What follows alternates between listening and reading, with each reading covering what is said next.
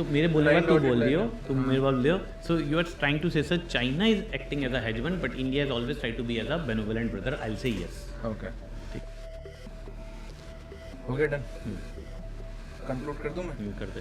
और कुछ याद आ रहा तो बोलो. नहीं और तो कुछ नहीं है. सर लास्ट के 10 वीडियोस में बेस्ट परफॉर्मिंग वीडियो है. कौन सा? ये वाला. अच्छा. 2 घंटे में 284 व्यूज हैं.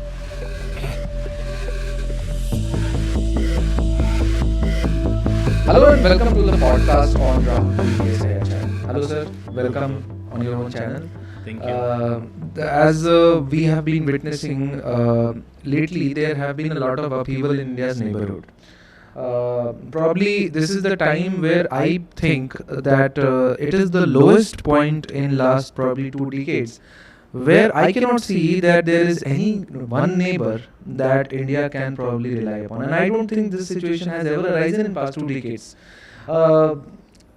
We know Nepal, we know Bhutan, Bangladesh, which have been traditionally better placed neighbors as compared to, on the other end of the spectrum, China and Pakistan. Obviously, we know Maldives, we know how the tables have turned in Sri Lanka also. After the arrival of Taliban in Afghanistan, if we consider it as a neighbor. So I think that probably India will find it very difficult to find a friend in its neighborhood. And in that context, are we really pursuing neighborhood first policy that we hear so much about? So as you said, Vaibhav, that it is becoming difficult for India to find a friend. Yeah. So the saying goes in world affairs that there are no permanent friends or enemies. So it all depends on the convergence or the divergence of interest. Correct. So if interest will align, there will be friendship. Divergence will increase animosity. Now, on our part, after independence, India decided to give a lot of focus towards neighborhood. And we decided we'll pursue a concentric circle approach in our foreign policy. Okay. When I'm saying concentric circle approach, so we can put 3 circles on the world map. Okay. And the first circle is about neighborhood. After when we attained independence, that was the time of the near the Second World War ended at the same time, and the world entered into a Cold War politics, which all are well aware of, that it was between the 2 superpowers. Right. India decided to keep these superpowers at arm's length. At that time also, India decided to engage with its neighboring country, that is the communist China, under its emphasis on neighborhood first. Yeah. India was among the first non-communist state to give recognition to a communist China. State. Yeah. Out of 2 Chinas, when West brought Taiwan or Republic of China into UN, it was India who stood for the entry of Communist China in UN as a permanent member. That Communist China deserves more. Correct. So India, from our side, it is we who has always tried to engage constructively with the neighborhood. Yeah. And we signed Panchil. That is the 5 principles of peaceful coexistence. Correct. So India is one of the most vocal supporter of peaceful coexistence. And India has always conveyed this message to the world that neighbors needs to learn in peace. So, and we decided to pursue this principle of Panchil with the other neighboring countries to not interference, mutual negotiations and discussions. As you said that Pakistan, if we have a lot of tensions with Pakistan, if you see the way things has evolved between India and Pakistan, I can't discuss everything in the podcast, but so much has been done with India to go for the amicable solution of Kashmir. Right. Okay, so problems are not on our side, problems lies on the other sides of the border. And so we are not able to find friends. There are much bigger geopolitical dimensions involved in that, and one of that is rising aspiration of China within the region. Yeah, we can clearly see the increasing footprints of China in India's neighborhood. Yes. Day by day we hear about new strategic investments being done by China in the neighborhood. Yes, sir. Next question. इसी के उसमें बोल, sir, in the post Cold War world, can we say that in the post Cold War world, India's preference changed from neighborhood to the Western countries? Okay. All right. So, sir, as you mentioned that the reason goes beyond India's problems that we are not having good relation with the neighbors.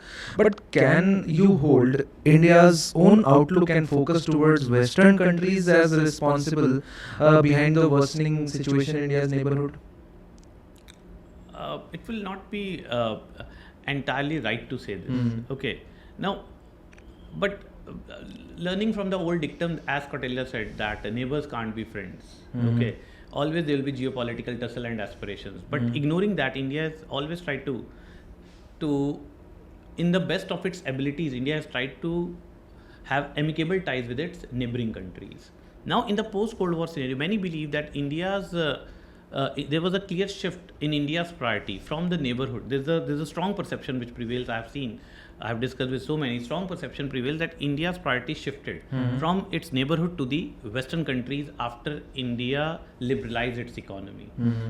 And end of Cold War and liberalization, these two events took place near at the same time. And after that, India started inching towards West, and neighborhood lost its priority.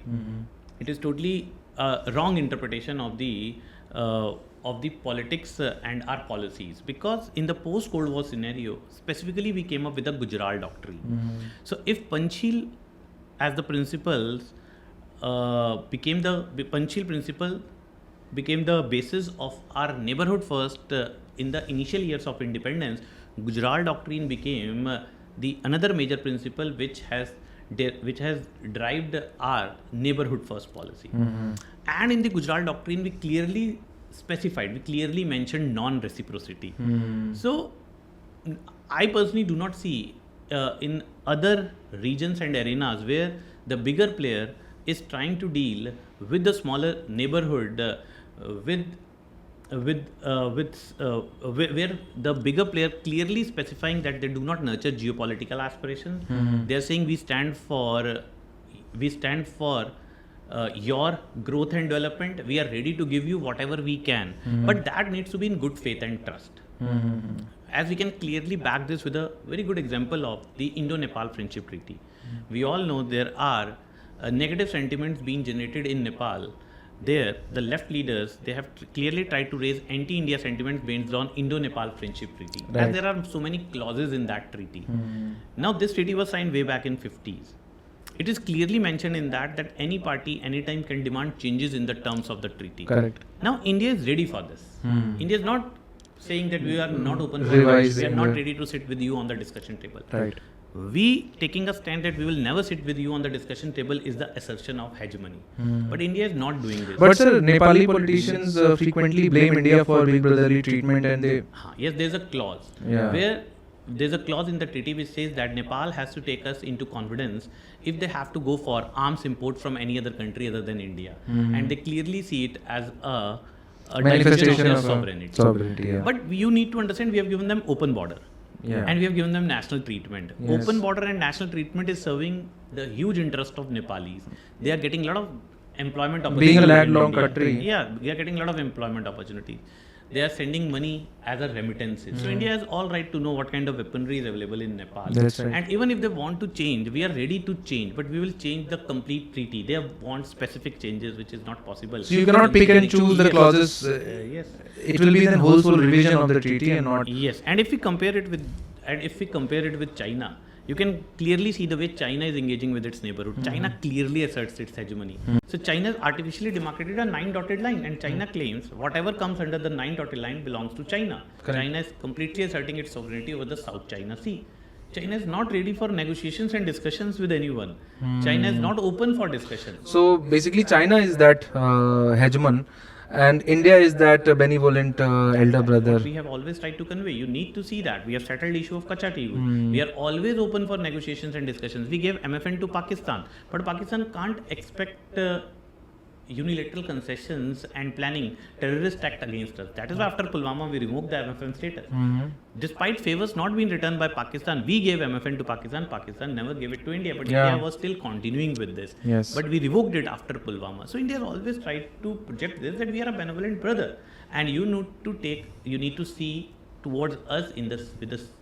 You need to see towards us this way, because we do not assert our hegemony. Always we are open We have shown willingness. Okay, come sit with us on the negotiation and the discussion table. We have never denied that. Right. And comparatively, if you see China threatening Taiwan with a military attack, China having border tensions. See, you need to understand this. If one country having problems with all of the other, problem lies with that individual. If someone have problem with all its neighboring with all its neighbors, problem is with that person. We in general we do not have. We have settled border with almost all. We settled enclaves with Bangladesh. We settled Kachatibu with Sri Lanka. We are open for negotiations on the Indo-Nepal Friendship Treaty with Nepal. So it is totally wrong to see India as a hegemon. Right. Next question. Next, so what are the major challenges for India in the region?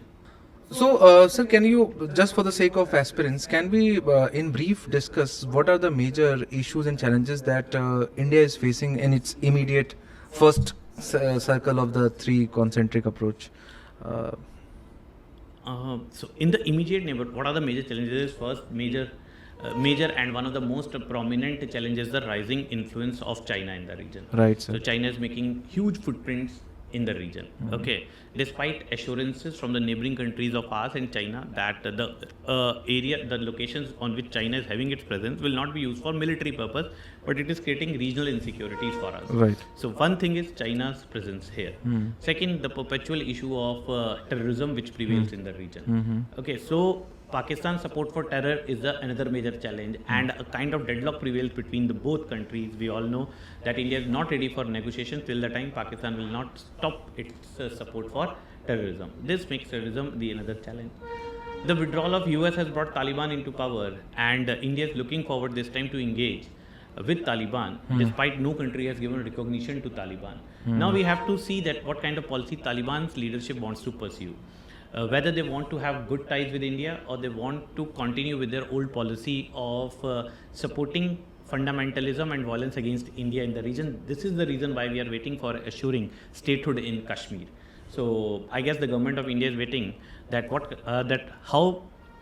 will going to be the chronology of our ties with Taliban, that will going to decide the destiny of the statehood for Kashmir. Fourth is the earlier tensions escalate. We have again gained a bit of our influence in Maldives, but earlier the new leadership of Maldives who wants to project its Islamic identity and clear shown interest towards China.